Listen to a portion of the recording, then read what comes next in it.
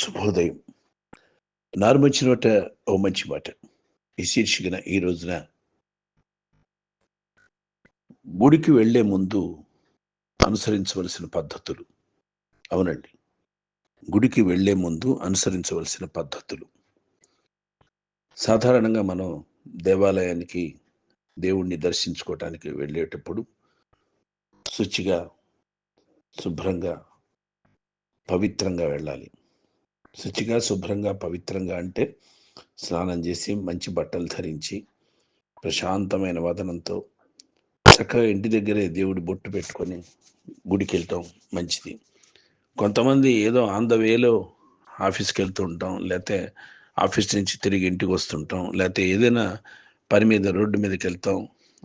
అలాంటప్పుడు గబగబా వెళ్ళిపోయి ఆ చెప్పులవన్నీ స్కూటర్ దగ్గర విప్పేసి, లేకపోతే ఎక్కడైనా పాదరక్షలు వదిలేసి బయట నుంచే దండం పెట్టుకొని గబగబా వచ్చేస్తారు. తీర్థం తీసుకుంటారు. చటారి పెట్టించుకుంటారు. లేతే ప్రదక్షిణం చేస్తారు. ప్రసాదం తీసుకొని వస్తారు. అది పద్ధతి కాదు. దేవాలయాన్ని దర్శించుకునే ఓ పద్ధతి ఉంది. ఆ పద్ధతి గురించి ఈ రోజున నారుమంచి నోట ఓ మంచి మాటలో తెలియజేసుకుందాం. దేవాలయం అంటే దైవం నెలకొన్నటువంటి పవిత్రమైన స్థలం కదా. దేవాలయం అంటే దేవుడి ఇల్లు, దేవుడు ఉండేటువంటి ఇల్లు. పరమ పవిత్రమైనటువంటి ప్రదేశం అది. పరమ పవిత్రమైనటువంటి పుణ్యక్షేత్రం అది. అఖిలాండ కోటి బ్రహ్మాండ నాయకుడు భక్తుల అభీష్టములు తీర్చడానికి కొలువై ఉన్న పరమ పావన నివాసం దేవాలయం.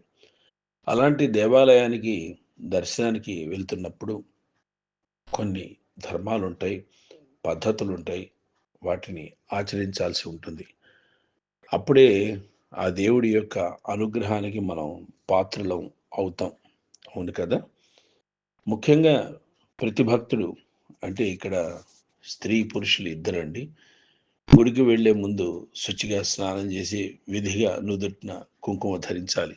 ఇది మస్ట్ అండ్ షుడ్, తప్పనిసరిగా పాటించవలసిన నియమం. సంప్రదాయమైనటువంటి వస్త్రాలు ధరించాలి. స్త్రీలు చీరలు, పురుషులు ధోవతి ఉత్తరీయం, ఆడపిల్లలు పరికిణీలు లేదా చుడీదార్ ధరించాలి. చాలామంది ఆడపిల్లలు జీన్స్లు, టీషర్ట్లు, మగపిల్లలు షార్ట్లు ధరించి వెళ్తున్నారు. ఇది మంచి పద్ధతి కాదు కదా. నిజంగా చెప్పాలంటే నిరసన సమ్మె చేసేవారు మాత్రమే సహం దుస్తులు ధరించి అర్ధనగ్న ప్రదర్శన చేస్తారు రోడ్ల మీద తమ నిరసన వ్యక్తం చేస్తూ. అలా ధరించిన వారిని ఆలయ ప్రవేశానికి అనుమతిని ఇవ్వకుండా యాజమాన్యం చూసుకోవాలి. తల్లిదండ్రులు ప్రోత్సహించరాదు. కనీసం నువ్వు ధోవతి ఉత్తరీయం కూడా అక్కర్లేదండి. శుచిగా శుభ్రంగా బట్టలు మామూలు వేసుకోండి. ఈ రోజుల్లో ధోవతి ఉత్తరీయం అక్కర్లేదు అనుకుంటున్నారు. స్త్రీమూర్తులు మాత్రం తప్పనిసరిగా చీర ధరించి వెళ్తే బాగుంటుంది కదా గుడికి. జీన్స్ ప్యాంట్స్తోనో లేకపోతే నువ్వు క్యాజువల్ డ్రెస్సెస్తోనో వెళ్తే ఏం పద్ధతి, ఏం బాగుంటుంది చెప్పండి. అదే అన్నమాట విషయం. అయితే ఇక్కడ కనీస పూజా సామాగ్రిని తీసుకెళ్ళాలి. ఊరికనే చేతులు ఒప్పుకుంటూ వెళ్తే కాదు కదా. మనం ఎవరి దగ్గరికైనా పెద్దవాళ్ళ దగ్గరికి వెళ్ళేటప్పుడు ఒక స్వీట్ బాక్సో లేకపోతే అరటిపళ్ళు ఏదో పళ్ళు తీసుకొని వెళ్తాం. వాళ్ళకి ఇచ్చి వాళ్ళ విషెస్ తీసుకుంటాం. కాళ్ళకి దండం పెట్టి వాళ్ళ బ్లెస్సింగ్స్ తీసుకుంటాం. కానీ దేవాలయానికి వెళ్ళినప్పుడు ఊరికనే ఉత్తి చేతులతో వెళ్ళకూడదు. ఏదో ఒకటి పూజా సామాగ్రిని తీసుకొని వెళ్ళాలి. పెద్దవారి దగ్గరికి వెళ్ళినా కూడా, మహాత్ముల దగ్గరికి వెళ్ళినా సరే ఒట్టి చేతులతో వెళ్ళరాదని చెప్తారు. ఇదే అర్థం. గీతలో పరమాత్ముడు పత్రం పుష్పం ఫలం తోయం యోమే భక్త్యా ప్రయశ్చతి, ఎవరైతే నాకు భక్తితో పత్రం కానీ, పుష్పం కానీ, ఫలం కానీ, మరి అలాగే తోయం కానీ, ఏమే భక్త్యా ప్రయశ్చతి అంటే ఇవి తీసుకొని వస్తాడు.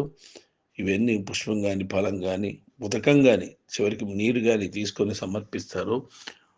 వాటిని ప్రీతితో నేను స్వీకరిస్తానని చెప్పాడు శ్రీకృష్ణుడు గీతలో. గుడి ముందుకు చేరుకోగానే మొదట కాళ్ళు చేతులు అక్కడ శుభ్రంగా కడుక్కోవాలి. ఆలయం ప్రవేశించడానికి ముందు గోపురానికి నమస్కరించి తర్వాత మెట్లకు నమస్కరించాలి. అలా అని మెట్లకు సాష్టాంగ దండాలు పెట్టక్కర్లేదు. తల వంచి మనసులోనే నమస్కరించుకుంటే చాలు. నెక్స్ట్, లోపలికి ప్రవేశించినప్పటి నుండి భగవంతుని నామం జపిస్తూ అన్యమనస్కంగా కాకుండా ఏకాగ్రంగా అంతా కూడా దేవుడి విగ్రహం పైనే దృష్టి ఉంచుకోవాలి. పరమ పవిత్రంగా నామం జపించుకోవాలి. నామజపం చేస్తూ మధ్యమ వేగంతో గర్భాలయం చుట్టూ 3 ప్రదక్షిణాలు చేసి పురుషులు స్వామికి కుడివైపు, స్త్రీలు ఎడమవైపు నిల్చోవాలి దర్శనం కోసం.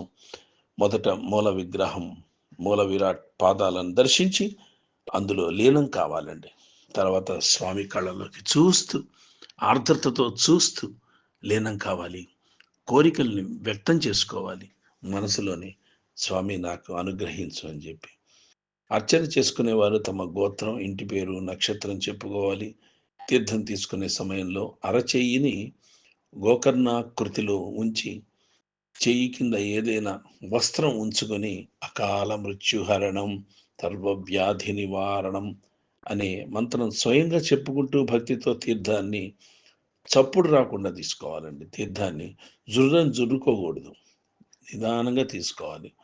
దర్శనం అయిన తర్వాత కాసేపు దేవాలయం ప్రాంగణంలో కూర్చొని నామజపం చేస్తూ ప్రశాంత చిత్తంతో ఉండాలి. అంతేగాని కూర్చుని దగ్గర నుంచి సొల్లి కబుర్లు చెప్పుకోవటం, లేదా ఇంటి దగ్గర కబుర్లు చెప్పుకోవటం, ఇంటి పక్కింటి మీనాక్షి, పొరుగింటి కామాక్షి కబుర్లు చెప్పుకోవటం ఇవి కాదండి.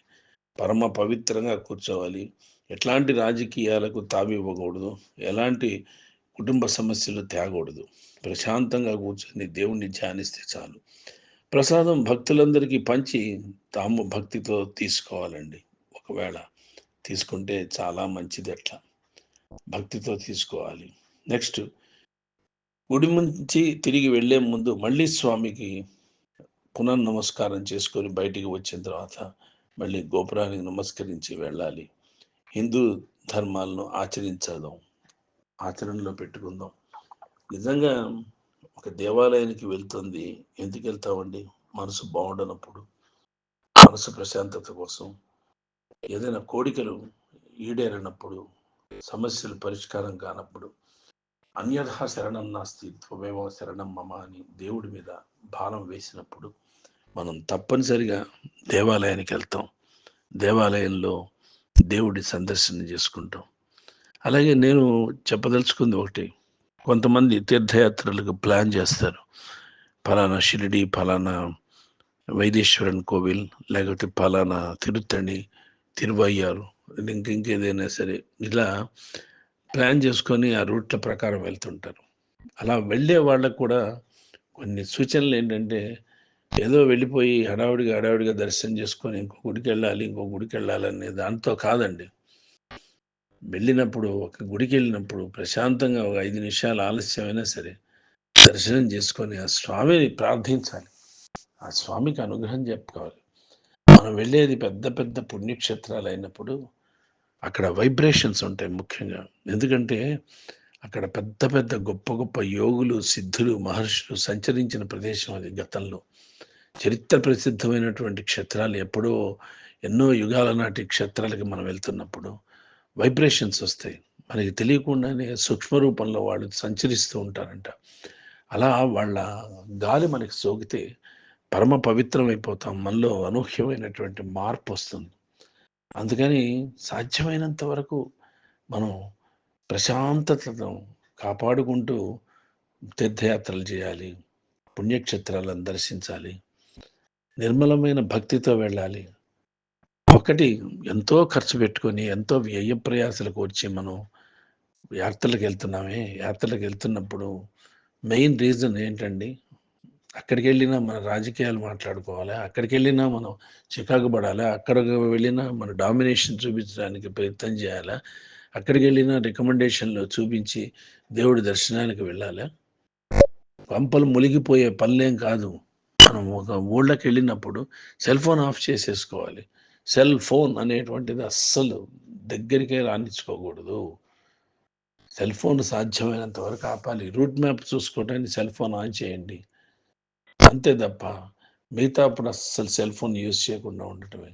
ఏ రూమ్కి వచ్చిన తర్వాత అంటారా, మీరు రిలాక్సేషన్ కోసం మా ఊరి విశేషాలు, లేకపోతే ఆ మార్నింగ్ నుంచి సాయంత్రం దాకా జరిగిన చక్కటి సంఘటనలు గుడి దగ్గర కానీ, ఆ దేవుడి దగ్గర గాని, ఆ పూజారి గారు చెప్పినవి ఇలాంటివన్నీ చెప్పుకుంటూ సత్కాలక్షేపం చేద్దాం. దేవాలయానికెళ్ళినప్పుడు, గదిలోకి వచ్చినప్పుడు మళ్ళీ అక్కడ సెల్ ఫోన్ ఆన్ చేసుకొని రీల్స్, ట్రోల్స్ ఇవన్నీ చూసుకుంటూ చండాలం చేసుకోవద్దు మనసుని. మనం ఒక పవిత్రమైన లక్ష్యంతో వెళ్తున్నాం. ఒక తీర్థయాత్ర అనే లక్ష్యంతో వెళ్తున్నాం. కోరికలు నెరవేరేందుకు, లేకపోతే రిలాక్సేషన్ కోసం, ఏదైనా సరే మన కోరికలు నెరవేరిన తర్వాత మనం మొక్కు తీర్చుకోవటానికి వెళ్తున్నప్పుడైనా సరే, ఏదైనా సరే, ఏ దేవాలయానికి వెళ్ళినా సరే, ఏ క్షేత్రానికి వెళ్ళినా సరే, ఏ ప్రదేశానికి వెళ్ళినా సరే, ప్రతి నిమిషాన్ని ఒక విలువైన సమయంగా మనం మనసులో భావించి, ప్రతి సెకండ్ కూడా మనం విలువైన సమయంగా అనుకొని, స్వామి సేవలో, స్వామి దర్శనంలో, స్వామిని చూసేందుకు మనం తపన పడుతూ, ఆ క్షణాలు అక్కడ ఉన్నటువంటి మధుర క్షణాలని మనం స్వీకరించి, మనం మలుచుకొని మనం ఆనందంగా యాత్ర పూర్తి చేయాలండి. అంతే తప్ప లడ్డూల దగ్గర పోటీలు పడటం, స్పెషాలిటీ ఏముందని చూడటం, హోటల్లో ఏ భోజన హోటల్ బాగుందా అనేది ఎంక్వైరీలు చేయటం ఇవి కాదండి ముఖ్యం. వీటి కోసం అసలు వెళ్ళొద్దు. నిత్యం తినే ఆహారం మామూలే, ప్రసాదాలు మామూలే. మనకు కావాల్సిన లక్ష్యం ఒకటి, దైవ దర్శనం. దేవుడికి మన బాధలు నివేదించడానికి, లేదా మా కోరికలు నెరవేర్చామని కృతజ్ఞతాపూర్వకంగా ఆయనకి దర్శనం చేసుకొని కృతజ్ఞతలు తెలియజేయడానికి వెళ్తాం కాబట్టి దేవాలయాలకు పరమ పవిత్రంగా భావించేద్దామండి. అక్కడి రాజకీయాలు మనకొద్దు. అక్కడ ఎవరు రాష్ట్ర ముఖ్యమంత్రులు, గవర్నర్లు, పాలిటిక్స్ ఏంటి, ఏ పార్టీ డామినేషన్ ఇవన్నీ మనకు వద్దు. మనకు కావాల్సింది దైవభక్తి.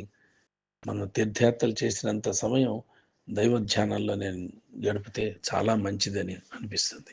దేవాలయానికి పరమ పవిత్రంగా వెళ్ళి, మూఢనమ్మకం అనుకోండి, గట్టి విశ్వాసం అనుకోండి, నువ్వే మాకు శరణ్యం అనుకుని 40 రోజుల మండల దీక్ష చేస్తే ఏదో ఒక రిజల్ట్ తప్పనిసరిగా లభిస్తుంది మనకి. ఆ దేవుణ్ణి నమ్మినందుకు, ఆ దేవదేవుణ్ణి, దేవుడు అనేవాడు ఉన్నాడు, అతీతమైన శక్తి. తప్పనిసరిగా మనం అనుకుంటాం కానీ మానవ రూపంలో వచ్చి సహాయం చేస్తాడు. ఎవడో తెలియదు, ఏ రూపంలో వస్తాడో, ఎందుకు వస్తాడో తెలియదు. సహాయం చేయాలనిపించి మనకి సహాయం చేసి వెళ్ళిపోతాడు. అలా ఎన్నెన్నో ఎన్నెన్నో ఇన్సిడెంట్స్ ప్రతి ఒక్కళ్ళ జీవితంలో జరుగుతూ ఉంటాయి. అంతే తప్ప దేవుడిని నిందించొద్దు, దేవుడి మీద దూషణ వద్దు. దేవుడు అనేటువంటి వాడు ఒక విగ్రహ స్వరూపంలో ఉంటాడు.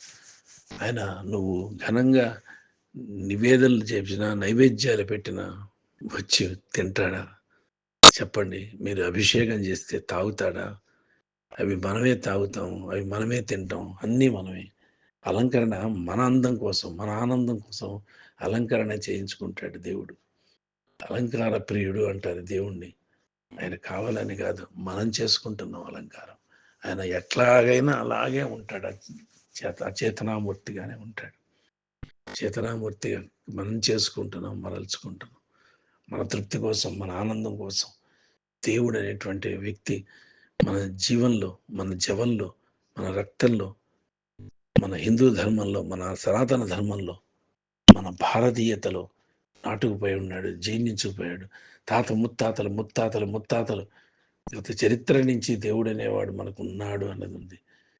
ఒక్కసారి ఆలోచించుకుంటే తిరుపతి గురించి కానీ, సింహాచలం గురించి కానీ, భద్రాచలం గురించి కానీ, వేదాద్రి గురించి కానీ, ఏ క్షేత్రం గురించి అయినా సరే ఆలోచించుకుంటే ఎన్నో ఏళ్ల చరిత్ర గల దేవాలయాలు. మన వాళ్ళందరూ నమ్మలేదా? మనకు ఆ పేర్లు పెట్టలేదా దేవుళ్ళ పేర్లు? సో అందుకని దేవుణ్ణి నమ్ముదామండి. దేవాలయానికి వెళ్ళినప్పుడు పరమ పవిత్రంగా వెళ్దాం. మన కోరికలను తండ్రి దగ్గర నివేదించుకుందాం. తప్పనిసరిగా మనకు ఫలితానికి వస్తాయి. ఒక్కొక్క దేవాలయంలో ఒక పవర్ ఉంటుంది, ఒక శక్తి ఉంటుంది, మనకి తెలియదు. ఆ శక్తి ఆకట్టుకుంటుంది. అది మూల మంత్రము, లేకపోతే యంత్ర ప్రతిష్టాపనం, విగ్రహ ప్రతిష్టాపన కింద యంత్ర ప్రతిష్టాపన జరుగుతుంది. ఆ దేవాలయ ప్రదేశ ప్రాంగణమో మహత్యమో తెలియదు కానీ వెళ్ళిన పని, మనం ఏదైనా పని మీద వెళ్ళి ఆ గుడికి వెళ్తే తప్పనిసరిగా నెరవేరుతూ ఉంటాయి. ఆ నమ్మకంతో వెళ్దాం, ఆ నమ్మకాన్ని పెంచుదాం. వారసత్వ సంపదగా మన పిల్లలకు ఈ దైవ భక్తిని అలవరచేటట్టు చూద్దామండి. స్వస్తి. భవదీయుడు నారు మంచి.